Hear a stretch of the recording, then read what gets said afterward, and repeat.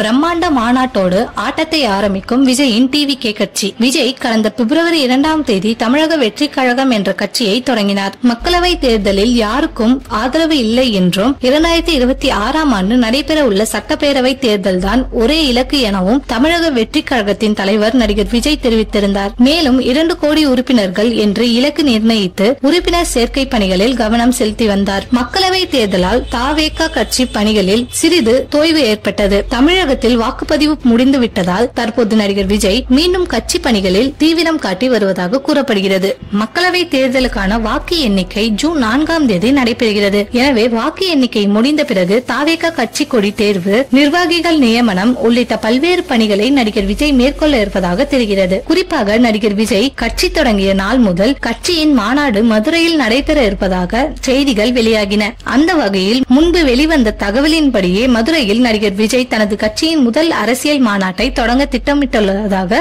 தற்போதும் தகவல் வெளியாகியுள்ளது. மாநாட்டில் பல பிரபலங்களும் மற்றும் விஜயின் குடும்பத்தினரும் கலந்து கொள்ள இருப்பதாக செய்திகள் வெளியாகி வருகின்றன. அதன்படி நடிகர் விஜயின் பிறந்த நாளான ஜூன் 22ஆம் தேதியில் கட்சியின் முதல் மாநாட்டினை மதுரையில் நடத்த முடிவு செய்யப்பட்டிருப்பதாகவும் அந்த மாநாட்டில் கட்சியின் கொடி, சின்னம் அறிமுகம் செய்யப்பட இருப்பதாகவும் கூறப்படுகிறது.